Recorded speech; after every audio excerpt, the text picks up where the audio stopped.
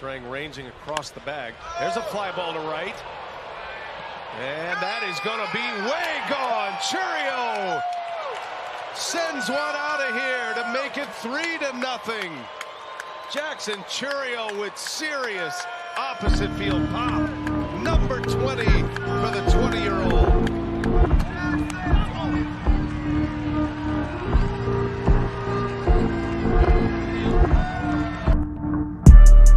You're listening to Darnell the Chumps, Darnell's Chumpy Wisconsin Sports Show.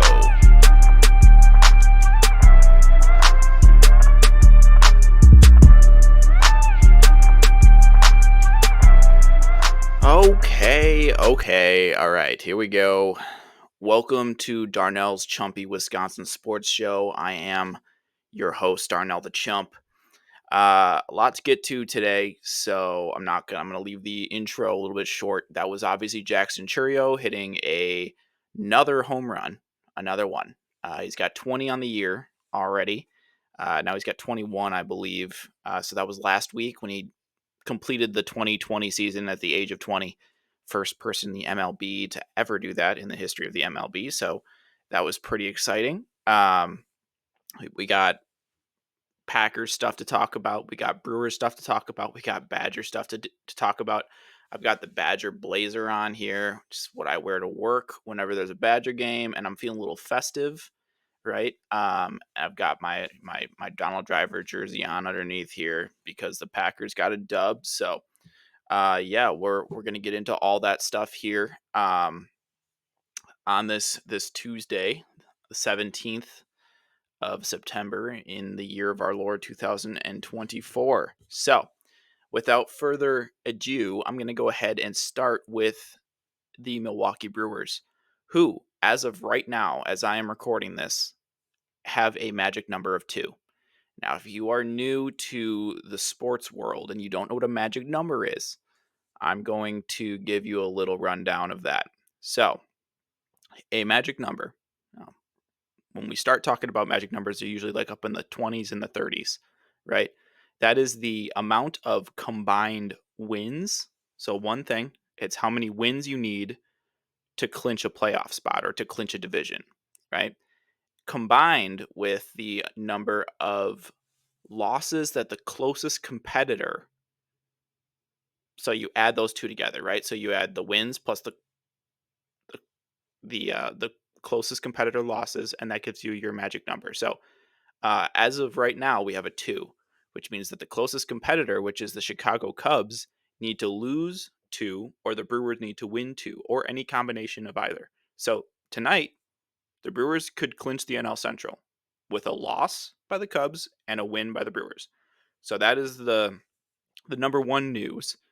The Brewers kind of already knew that they were going to be clinching the Central, so that's not exactly something that is exciting.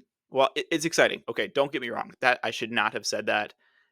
Anytime that you win the division, that is exciting, especially as the Brewers, who've only, my entire childhood, they didn't clinch the Central ever. The first time they did it in my lifetime was 2011. And since then, they've done it 3 or 4 or 5 times. So it's become a little bit more commonplace these days because the Brewers have been relevant, but this was very, very seldom happened over the course of their history. So I don't want to downplay clinching the division, but there are bigger fish to fry right now, which is the Brewers are trying to get a top 2 seed, because a top 2 seed means you don't have to play the wild card round and you skip right to the NLDS. And that would be huge because we've gotten out in the wild card round or the wild card series or whatever you want to call it, like the last 3 or 4 times they've been in the playoffs. So we really need them to keep pace with the Phillies and the Dodgers and get to that finish line there. And right now they are in the middle of a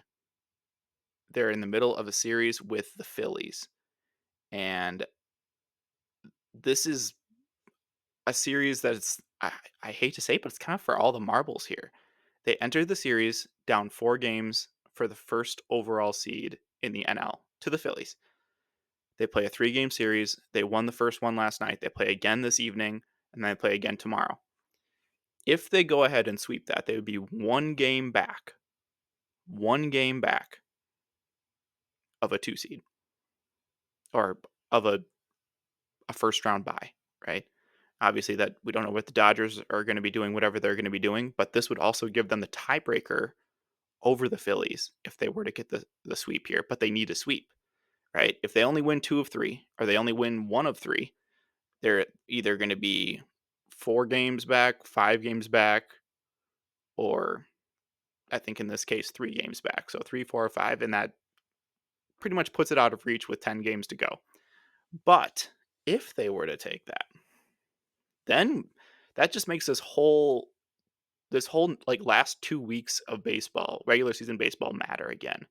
You know, um, too often I think with the Brewers clinching, they've clinched it a little bit early and then kind of sit back a little bit because they are too far away from the overall seed, number one overall seed, or it just doesn't matter to them to, I don't know, play to the whistle here. This year they actually have something to play for, even though they already clinched the division or will have already clinched the division here in the next 2 days or 3 days. So, or tonight, right? Who knows? Here's the thing though. They had a tough start to the month of September. So we talked about them a couple weeks ago, and they were riding high in August and then at the start of September. And right after I hyped them up, they proceeded to lose 6 of 10. Right, so they lost. I think they lost 3 games twice in a row. They still haven't lost 4 in a row, which is they're the only MLB team this year to not lose 4 in a row. And that bodes well, obviously, heading into potential 7-game series at the end of the year.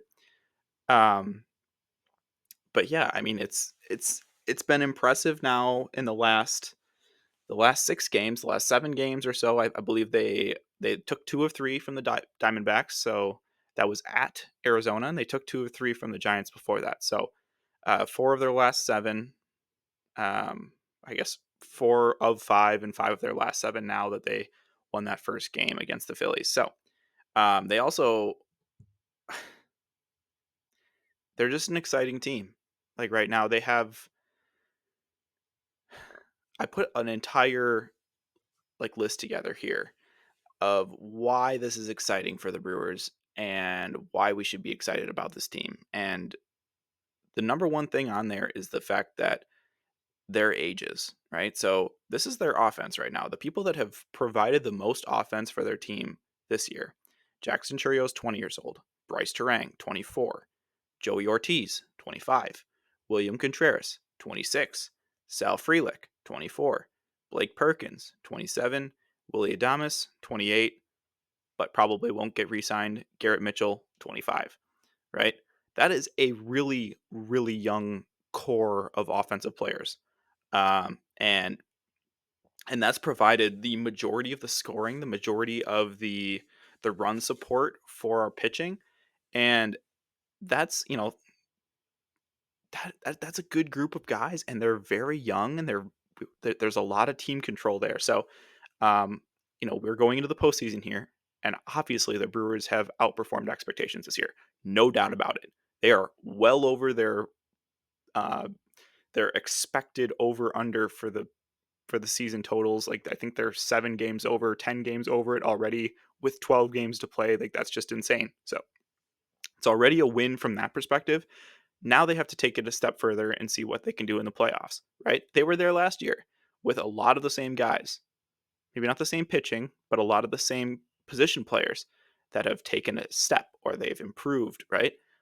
Where, like, are we going to see a bounce back now that they are the 1 year older, more experience, more wisdom, situational awareness, that kind of stuff from these Brewers? So a lot of good things to say about the Brewers. Last week didn't have a lot of good stuff to say, but that's because they were playing like dog crap. So a lot better this year, or a lot better this week on the Brewers report side of things. I do have to do one rant, And I apologize because I love you. I love you. You are a fantastic manager, and you should absolutely be winning NL Manager of the Year for what you've done for the Brewers this season. But Sunday, September 15th, 2 days ago, Brewers versus Diamondbacks. Crew was going for the sweep, right? It's on a Sunday in the middle of football. Everyone's watching football. No one's really watching the Brewers except for me. I watched the Brewers on Sunday after I got done painting, and they're going for the sweep. They're down 5-0, right? Brewers were down 5-0 right away. And I was like, all right, well, this kind of sucks, right? And they fought all the way back to tie it 8-8 going into the 10th inning. So at the end of 9, it was 8-8. And Jackson Churio comes up with 2 outs, and they walk Bryce Terang because they intentionally walked Bryce Terang to get to Jackson Churio in the 10th inning. And Jackson Churio laces a triple down the right field line and scores 2 in the 10th inning to give them a 2-run lead going into the bottom of the 10th, right? And Pat Murphy, in his infinite wisdom, has Devin Williams, one of the best closers in the entire game of baseball. He has him get up and get down and get up and get down, and then instead leaves Koenig in, who walks the bases loaded and then hits a batter to tie the game, right? So a hit by pitch to tie the game, and then gives up a booming single to lose. And it left Brewers fans like me just like, what the heck just happened? What was going through your mind, Murph? You have one of the best closers in the game, and I understand that he's pitched a lot, but this is a big game. You're going for a sweep against a playoff team with like a lot on the line, with a first round bye on the line here, and you're not going to pitch your guy because he's pitched a little bit, like, oh, he pitched a lot. He missed 3/4 of the season, if not longer. He came back at the end of July. Like, this guy hasn't pitched like at all this year, and he's pitched too much. You want him to be fresh for the playoffs. I get it, but like we need to be able to use him in the playoffs, which means we need to be in the DS, the NLDS, the NLCS. We need to have him in these situations. It didn't. I didn't understand it. He didn't record an out. Koenig didn't record an out in the 10th. Not one. It was a horrendous outing. It left a terrible, awful taste in every Brewers fan. It probably screwed Koenig up for life. That dude pitched a great 9th and then got left out to dry in the 10th. And that, what was that, Murph? Your explanation was not good enough for me. And that would have been a 5-game win streak if you would have won that game, which means that would have been a 6-game win streak after they won against the Phillies yesterday. And then, Bob's your uncle. But no, instead, just that was okay. I'm sorry. Rant over on that, but like, am I the only one? That game was terrible. That was a terrible game. Terrible, terrible managing decisions there. But again, I'm not the manager, so I'm not gonna harp on it too much. Just I needed to rant about that a little bit because it's just ugh, ugh, ugh. Okay. I'm gonna talk Packers now. Okay. Brewers, you're done. I want to wrap this show up before your game starts so I can watch the whole thing. Packers 1-1. They beat the Indianapolis Colts 16-10 on Sunday afternoon. The only thing I wrote down in my notes for this, well, I guess not the only thing, but the main thing I wrote down in my notes was compare Malik Willis with Kurt Phillips. Right? Now, most casual Badger, Brewer, Bucks, Packers, whatever fans aren't going to know who Kurt Phillips is. But I know who Kurt Phillips is. He is a Badgers quarterback from back when I was in high school. He was the quarterback that played, he was the original COVID year quarterback. He had like several medical red shirts. He had a couple of ACL tears. He had um, just a lot of bad luck on the injury front. He played around the same time as Scott Tolzien, um, the same time as Russell Wilson, and then after Russell Wilson, Joel Stave.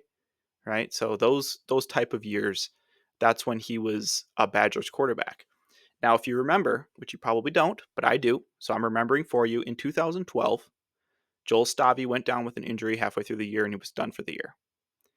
And that was the year that we had a two-headed running attack in Monte Ball and James White. Okay. Um, and another one that will be mentioned here in a second.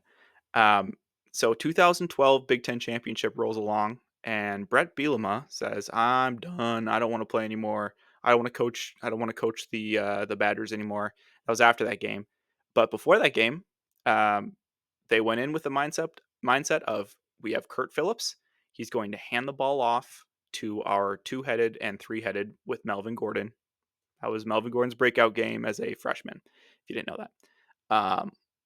We're going to hand it off to our three-headed monster, and we're going to try and head to a Rose Bowl. And the Badgers laid an absolute beatdown on the Nebraska Cornhuskers in that Big Ten championship game to the tune of 500-something rush yards. And it was the Kurt Phillips game because he just handed it off to them the whole time. He was a quarterback, but he maybe threw like 5 to 10 passes that entire game.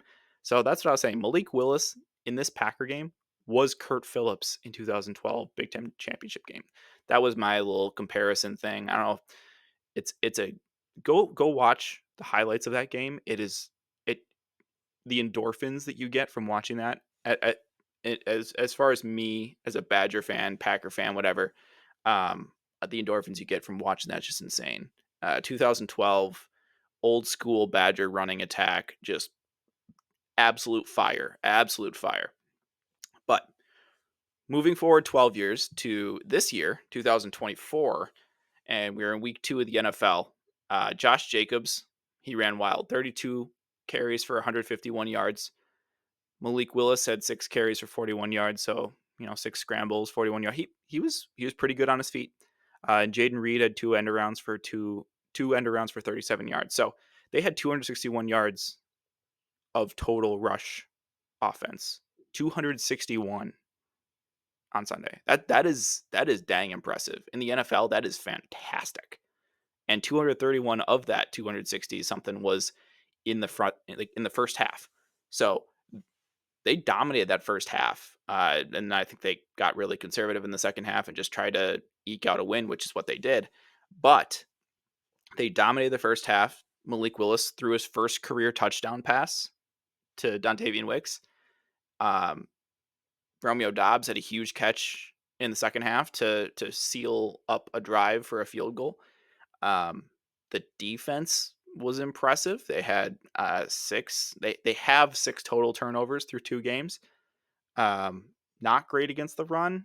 Jonathan Taylor is a really good running back for the Colts, and he was averaging like 8 yards a carry. But it's the things that you live with, stuff like that, and growing pains and whatnot, because they're playing such a more aggressive form of defense, which is resulting in these higher turnover totals that they're forcing this year as opposed to last year. They're so aggressive.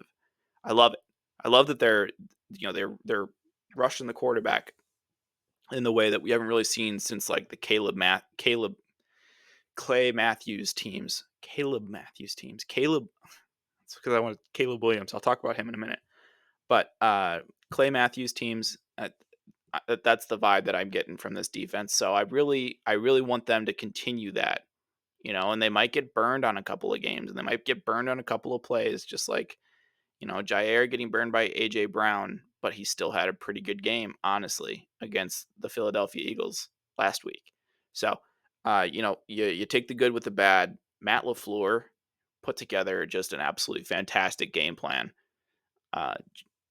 No Jordan Love, right? So Malik Willis hasn't played a whole lot in the NFL, hasn't played at all for the Packers. He's only been with the Packers for 10, 20 days. and you go out there and get a W against another, an NFL opponent, and that is all you can really ask for. There are no gimme wins in the NFL unless you're playing the Panthers. But besides that, there are no gimme wins in the NFL. I did not like that they had six flags for 50 yards. Uh, it's better than last week where they had almost 100 yards of penalties, and you can't have that and win a whole lot of games. But other than that, they were pretty sparkling. They didn't have any turnovers themselves, and I will take that every day of the week. 261 rushing yards. That is that is a recipe for success in the NFL. If you can do that, you're going to win games. You control the clock. They had the ball for so many minutes of this game. They had it for so much of the time, and it just never felt like the Titans never felt like the Colts were ever really going to come back or pull away or anything like that. So just a good win by the Packers, a gritty win, a really tough win. They won in the trenches. You love that. You just love to see that. So around the NFL, kind of going around the rest of the NFL here, we are looking at the Chicago Bears got an L on took a loss on Sunday night against the Texans, right? CJ Stroud came in. Actually, it was at Houston, but Caleb Williams, he looks like a rookie. There's nothing more to say really about it. He doesn't look terrible. He doesn't look great. He still hasn't thrown a touchdown pass in the NFL, so there's that. But it's hard to win in the NFL. It's what we're showing off every single week is that it is really really hard to win in the NFL, and that's just how it is. It's just how it is. And I'm not trying to say Caleb Williams is going to be great. Caleb Williams is going to be a bust. I'm not saying any of that stuff. I just know that it's hard to win in the NFL, and it's even harder to win if you don't have a great quarterback. So, um, shout out Matt LaFleur for defying those odds with maybe not the best quarterback on the field yesterday on Sunday, whatever, and still getting the dub and really using Malik Willis's strengths as opposed to trying to force him to use something that he would maybe consider a weakness. So, Detroit Lions also took the L. That was good. That was needed, right? Because it seems like the Detroit Lions are the Packers' real competitors here in the NFC North. They somehow found a way to lose to the Tampa Bay Buccaneers. Obviously, Baker Mayfield and the Buccaneers are better than a lot of people expected. And I think that's because he's a good quarterback. Always was.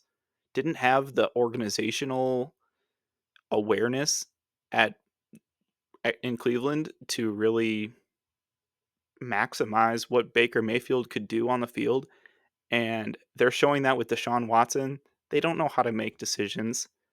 Their decision making has been just god awful, really going back to Johnny Manziel, going back even further, like going back a very long ways with the Browns being bad. So the Vikings, the surprise team in the NFL, NFC, well, the NFL, but the NFC North especially, they beat the 49ers at home. So that was a dang impressive win from the Vikings. Sam Darnold, once forgotten, right? Twice, three times forgotten, maybe since he was drafted by the Jets 6, 7 years ago. He looks pretty good. He really does. I don't have a whole lot to say that's bad about the Vikings. They got themselves a gem in Andrew Van Ginkel, former Badger. He's playing out of his mind on that defense.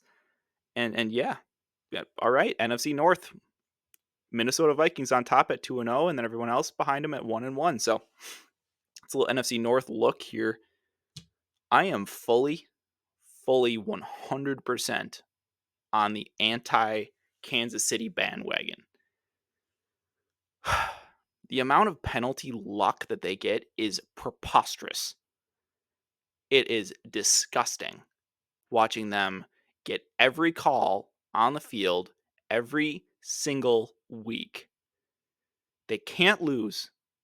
And when they do lose, the NFL's like, no, no, Patrick, no, Travis, you didn't lose because the other team committed a penalty, and we're noticing this after the play. So we're going to throw a flag 16 seconds after the play and give you a first down right where you need to be to have Harrison Butker give you a field goal to win. And this happens every week. It's like, I can't. It's like I saw a tweet and it said Patrick Mahomes combined Tom Brady's luck with Aaron Rodgers' skill. And that's why he's the greatest of all time. And that it's just boggling my mind because it's so true. Like Patrick Mahomes is super, super skilled. Although he's also had 17 interceptions. 17 interceptions taken off the board because of penalties. He's thrown interceptions on 17 plays that have been called back because of penalties on the defense. Who else can say that? Like nobody. That is so many mistakes that are just completely erased by, in sometimes, actually a lot of times, I would think, phantom penalties. I don't know. I don't know. You be the judge here, but Pat Mahomes is a lucky SOB. That is ridiculous, and it's hurtful because it hurts the parity of the sport when they just get the benefit of the doubt in every situation. Um, Whatever. It is certainly is what it is. But next game, right? Packers next game, I said that they had a chance to win against the Colts with Malik Willis. I think they have a better chance to win than they did with this last game on the road at Tennessee, where Malik Willis, if he even goes, Matt LaFleur has been pretty transparent with this Jordan Love stuff, and it sounds like Jordan Love's closer to playing than a lot of people think. So, Jordan Love could, by all means, play against Tennessee. Who knows? We'll just kind of have to see. But if Malik Willis is in, this is the team that just abandoned him. This is the team that traded him for a 7th-round pick 3 weeks ago. You don't think there's going to be a little bit of fire there? Malik Willis is going to be like, yeah, screw you guys. I'm going home, right? So I think this is a revenge game, absolutely, for Malik Willis. J Love could make his return. Is Josh Jacobs going to continue to be inconsistently dominant? The guy has over 200 rush yards on the season. He's also got 2 fumbles and 1 touchdown. It's just he had a fumble on Sunday that would have put the game out of reach. Like he was 1 yard from the end zone. He got hit and fumbled the ball. It would have been 17-0 in like the middle of the first quarter. But the Packers only scored 6 more points the whole rest of the game. So yeah, we'll just have to see. Okay. The sound of the hot chili peppers sizzling means that it's time for Chump's chili hot take of the week. And that hot take is as follows. Fantasy sports has ruined the watching experience of football. Yes, I said what I said. I'm not going to pretend that I don't play fantasy sports, right? I'm not going to pretend I don't have multiple fantasy teams with money on them. But as I was watching the second half of the Packers game on Sunday, and rather than watching the Packers, my wonderful wife was demanding that I change the channel because she doesn't have players playing in the Packer game that we were watching. And I do the same thing. Like I'll be watching a good game and I'm like, wait, I don't have any players, so I'm going to switch the channel to a crappy game that's a blowout, but at least I have one of the players on that team.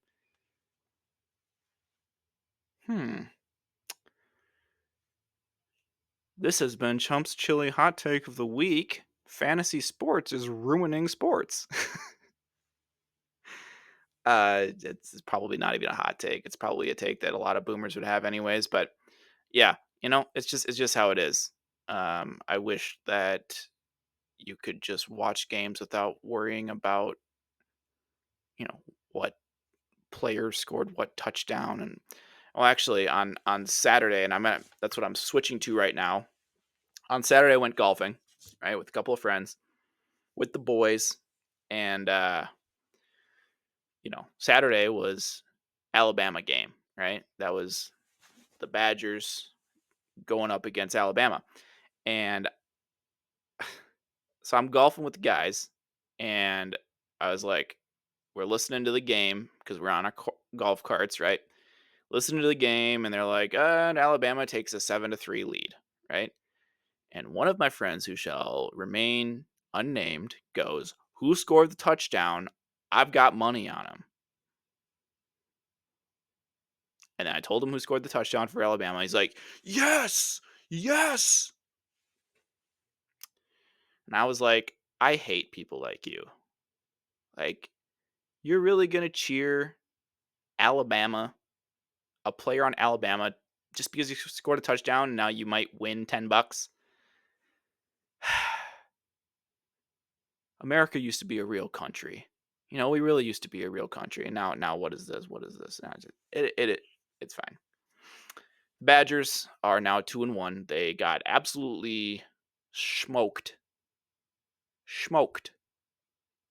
by the Crimson Tide, by Bama.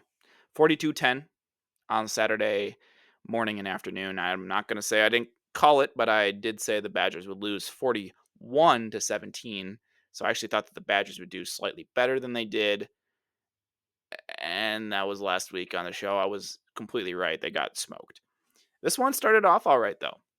I wasn't watching, but I was listening, and they were making a game of it in the first quarter. And on the first drive of the game, they lost their quarterback, Tyler Van Dyke, after leading a field goal drive, tore his ACL. Yay! So that was great. Took him down the field for 3 and then tore his ACL and was out of the game. From there, the mistakes and the bigger, faster, stronger Bama front, uh, they kind of just dictated a complete and utter beatdown on the Badgers. Because by the time halftime rolled around, it was 28-3. And I was done with my round of golf. It was great. It was great. We had a great time. But by the time I got home, it was 35-3. And I was like, ugh. And then all of a sudden, it's 35-10. I was like, oh, here we go. And then they fumbled again twice. And then it was 42-10. And then that was the end of the game. So I feel bad, but I also don't. And it's kind of a weird feeling. But I was very excited entering the season. I didn't have very high expectations, but I had expectations, right? And those expectations were, we're going to win 6 games at least. We're going to be competitive in the games that we don't win. And we're going to go to our 24th straight bowl game this year. All right. After games 1 and 2, right? So they played Western Michigan, they played South Dakota. I was less than excited. I was actually dreading the Bama game. I was like, they are going to get absolutely pounded if they play even close to the way they played the first 2 games of the year against very inferior opponents. And they got pounded. They got absolutely pounded. The only thing, like, that I'm looking forward to as we continue this season here, Badger fans, I want to preserve our bowl streak. We've been to a bowl in however many years. I predicted 6-6 this year, and I think that going 6-6 is going to be a miracle. It's just been tough. It's been really tough, and I wrote down today kind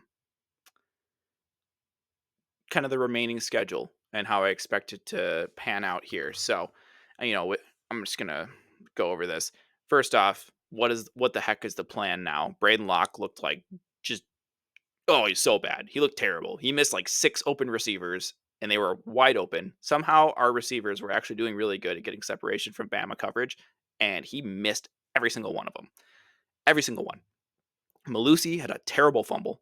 Just like basically handed the ball to Alabama in the first quarter. And Yakimelli had the ball, and after having an actual pretty decent game, Yakimelli did, he had the ball like ripped out of his hands. Like he was running, and then an Alabama guy grabbed the ball and just ripped it out of his hands. Just all right, like bigger, faster, stronger. It's just how it goes. But here's the rest of their games. So right now they are 2-1. They have a bye week. They have to go to USC. They have to play at USC. That's a loss. 2-2, right? Then they have Purdue at home. That is a win, I think, and 3-2. They have to go to Rutgers, which is going to be tough. It's going to be a really tough game. I do think that they can win that one. They'd be 4-2, right? 2 games away from bowl eligibility.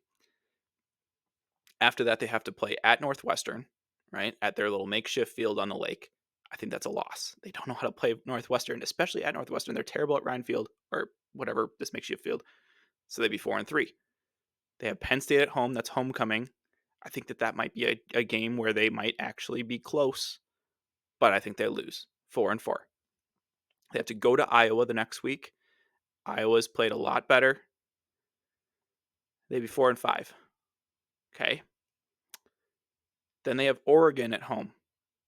That is their second biggest home game of the season, is hosting Oregon. I think that's another loss, 4-6. And then they have Nebraska at Nebraska. So they have to go to Nebraska. I think that's another loss, and that'd be 4-7. And then they have Minnesota at home to end the year, and that would be 5-7 because I think that they're going to win that one. So 5-7 is, I think, a very, very realistic scenario. 6-6 would mean they'd have to beat one of Northwestern Iowa or Nebraska. One of Northwestern Iowa or Nebraska. I think the rest are pretty much guaranteed losses. The only games that I actually am confident the Badgers will win are Purdue and Rutgers and Minnesota. Purdue, Rutgers, Minnesota to get us to 5 wins on the season. We're kind of feeling it here.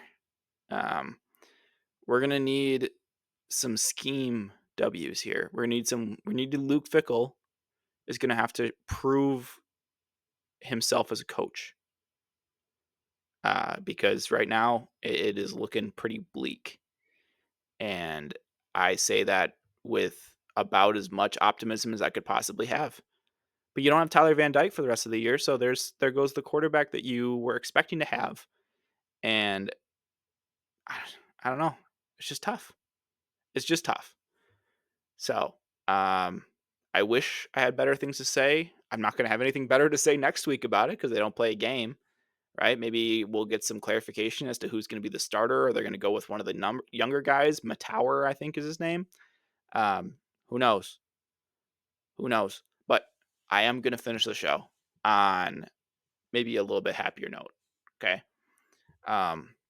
We're doing Chump's Dairyland Cower rankings. So Darnell's Dairyland Cower rankings. You gotta remember the cows up here, where cower, not power. Anyway, okay. Anyway, so this is the top 5 Cower rankings.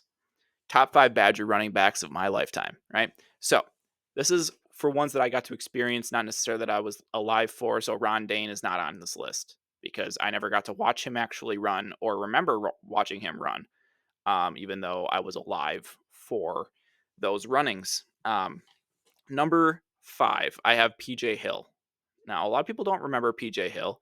That's because he was in like 07, 08. He was an absolute beast on NCAA 08.